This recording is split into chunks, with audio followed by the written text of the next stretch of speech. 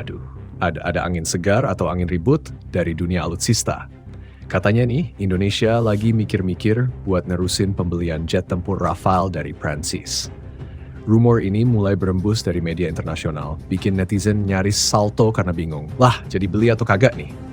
Media Topwar.ru pada tanggal 17 Mei 2025 nulis artikel berjudul Momen Terbaik Rafale Telah Berlalu, Indonesia Tunda Pembelian Jet Tempur Prancis.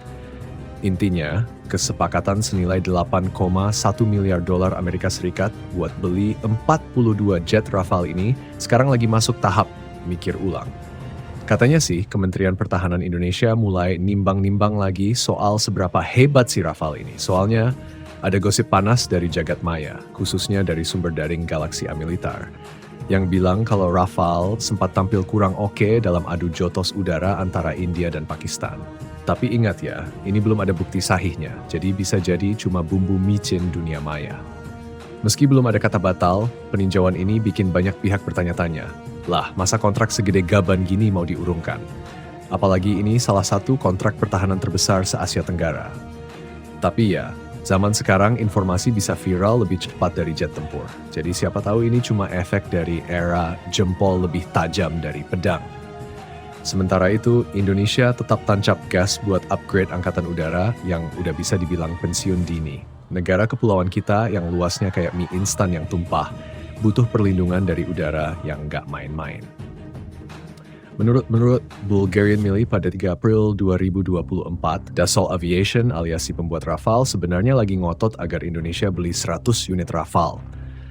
Bukan cuma buat gaya-gayaan di udara, tapi juga demi kemitraan strategis Prancis-Indonesia di bidang pertahanan, apalagi dengan makin panasnya suhu geopolitik di kawasan Indo-Pasifik. Tapi tenang, Indonesia bukan cuma mau beli doang. Kita juga ngincar transfer teknologi, alias beli sekalian dapat resepnya. Soalnya kita pengen banget bikin jet tempur sendiri bukan cuma jadi tukang parkirnya. Investasi ini penting banget, karena bukan cuma soal pesawat, tapi juga soal lapangan kerja dan bikin industri pertahanan lokal makin canggih. PT Dirgantara Indonesia bahkan berharap dapat lampu hijau buat ikutan produksi Rafale. Siap-siap Bandung jadi markas jet tempur, guys. Ini Dassault Aviation bilang, boleh, tapi Indonesia mesti beli minimal 58 unit lagi biar totalnya 100. Ya, klasik lah kalau mau bonus lah harus belanja lebih banyak. Sampai saat ini negosiasi soal transfer teknologi masih berlangsung. PTDI maunya bisa bikin beberapa komponen sendiri, bahkan kalau bisa ngerakit utuh Rafale di Bandung, mirip kayak India yang ngerakit jet Rusia. Targetnya jadi bagian dari rantai produksi global. Kata Direktur Utama PTDI, Gita Amperiawan, kedepannya kami bisa jadi bagian dari jaringan produksi global mereka. FYI aja nih, negosiasi awal buat Rafale ini udah mulai dari awal tahun 2021. Terus pada Februari 2022, Indonesia dan Prancis resmi teken kontrak pembelian 42 unit Rafale versi F4. Nah, meskipun udah teken kontrak sejak Februari 2022, ternyata urusan jet Rafale ini nggak semulus landasan pacu. Kayak hubungan LDR baru jalan dikit, udah muncul drama. Sekarang semuanya lagi masuk fase renungan nasional. Beneran lanjut atau cukup sampai di sini? Tapi ya wajar sih, soalnya duit yang keluar bukan receh. Ini 8,1 miliar dolar Amerika Serikat. Bos, kalau dibikin koin 100 perak, bisa nutup jalan tol dari Sabang sampai Merauke. Jadi ya, kudu mikir 1000 kali sebelum ketok palu. Di sisi lain, Prancis juga nggak mau rugi. Mereka udah pasang target tinggi. 100 unit Rafale harus mendarat manis di bumi pertiwi. Makanya mereka minta Indonesia beli tambahan 58 unit, biar sekaligus dapat alih teknologi penuh. Ya, istilahnya paket komplit. Beli banyak, dapat bonus jadi negara produsen juga. Sementara itu di Bandung, PT Dirgantara Indonesia udah standby kayak fans K-pop nunggu konser. Mereka udah siap kalau diajak produksi komponen Rafale, bahkan mungkin ngerakit dari nol. Kata Pak Gita, Direktur Utama PTDI, kita pengen banget masuk dalam rantai produksi global. Bukan cuma nonton tapi ikut main juga. Indonesia sebenarnya punya alasan kuat kenapa transfer teknologi ini penting banget. Pertama, buat ngebangun kemandirian pertahanan. Kedua, biar nggak selamanya jadi konsumen setia. Ketiga, ya siapa tahu nanti bisa ekspor juga, kan keren tuh dari pembeli jadi penjual. Tapi prosesnya jelas nggak mudah. Apalagi di dunia alutsista, negosiasi itu kayak main catur sambil lompat tali, rumit, penuh strategi, dan kadang bikin pusing kepala. Apalagi Prancis juga punya standar tinggi. Mereka maunya Indonesia nunjukin keseriusan, bukan cuma basa-basi politik. Oh iya, sementara urusan Rafale masih tarik ulur, Indonesia juga nggak tinggal diam.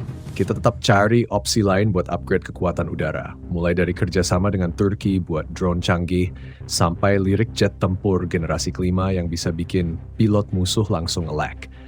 Dan tentu saja semuanya tetap dibalut dengan semangat menjaga kedaulatan. Soalnya Indonesia ini ibarat raksasa yang tidur. Kalau udah bangun dan siap, siapapun pasti mikir 2 kali buat coba-coba. Di tengah tarik ulur Rafale ini, masyarakat Indonesia pun terbagi. Ada yang bilang, beli aja bang, biar kita nggak kalah gaya sama negara tetangga. Tapi ada juga yang nyeletuk, ngapain beli pesawat mahal, jalanan aja masih bolong bang. Komentar-komentar netizen pun bermunculan bak cendawan di musim hujan. Ada yang bilang, Rafale itu kayak iPhone versi jet, keren, canggih, tapi mahalnya bikin jantung copot. Ada juga yang nyeletuk, mending beli drone Bayraktar sama Akence bisa SEO dan hemat BBM. Bahkan ada yang ngusulin ide ekstrim. Gimana kalau kita nyewa aja, nggak usah beli. Kayak nyewa Alphard buat kawinan. Netizen emang paling jago bikin opsi anti-mainstream. Tapi dibandingkan jet Rafale, sebenarnya dunia jet tempur itu luas banget. Ada Eurofighter Typhoon dari Eropa, yang katanya kecepatannya bisa bikin pilotnya susah napas. Ada juga F-35 dari Amerika Serikat yang saking pintarnya bisa ngintip lewat awan. Tapi ya, semua itu ada harga dan syaratnya. Apalagi kalau udah urusan alih teknologi, negara-negara itu biasanya langsung pasang muka serius kayak dosen waktu nemu mahasiswa nyontek. Nah, itulah kenapa Indonesia jadi ngotot min transfer teknologi. Karena kalau kita cuma beli, ujung-ujungnya kayak beli kado mahal tapi nggak dikasih tahu cara makainya. Masa iya jet canggih tapi tiap servis harus kirim ke luar negeri dulu? Oh, ongkirnya aja bisa beli cilok sekampung. Sementara itu pihak Prancis tentu juga mikir, wah jangan sampai teknologi rahasia kita bocor.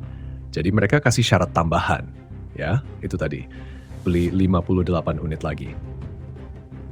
Anggap aja kayak beli motor ninja, tapi kalau mau dapet buku panduannya harus beli 2 unit sekaligus. Hadeh. Meski begitu, nggak bisa dipungkiri, Rafale ini emang bukan jet kaleng-kaleng. Dia udah ngebuktiin diri di berbagai operasi militer Prancis. Lincah, pintar, bisa bawa rudal segala rupa dan cocok buat segala medan. Tapi ya itu tadi, harga dan politiknya kadang lebih rumit dari hubungan mantan. Jadi sekarang kita ada di persimpangan jalan. Lanjut beli Rafale dan dapat semua benefitnya plus tagihan segergaban, atau ambil opsi lain yang mungkin lebih murah dan fleksibel. Apapun keputusannya nanti, semoga pemerintah kita bisa mikir jernih dan gak baperan, apalagi gara-gara headline media luar. Karena dalam dunia pertahanan, yang kita perlukan bukan cuma alat perang canggih, tapi juga strategi jangka panjang, kemandirian, dan ya sedikit humor biar gak stres tiap baca berita. Pada akhirnya, drama jet tempur Rafale ini bukan cuma soal beli pesawat atau enggak, tapi soal arah masa depan pertahanan kita. Mau jadi negara yang selalu beli atau pelan-pelan jadi negara yang bisa bikin? Di tengah dunia yang makin ramai, dari Laut Cina Selatan yang panas sampai langit Indo-Pasifik yang makin ramai burung besi, Indonesia nggak boleh cuma jadi penonton. Kita butuh kekuatan udara yang bukan cuma gagah di parade, tapi juga siap menjaga langit Nusantara kapanpun dibutuhkan. Tapi ingat, alutsista bukan kayak beli sepatu. Nggak cukup bagus di katalog, harus nyaman dipakai dan tahan lama.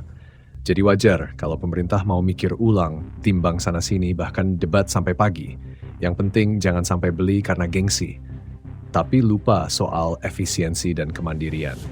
Dan buat rakyat jelata seperti kita, yang jet tempur paling canggihnya cuma drone mainan, cukup berharap semoga semua keputusan yang diambil bukan sekadar headline bombastis, tapi betul-betul demi kedaulatan dan masa depan bangsa. Kalau Rafale jadi datang, ya kita sambut. Kalau batal, ya kita move on. Karena dalam dunia pertahanan yang paling penting bukan soal siapa yang paling canggih, tapi siapa yang paling siap.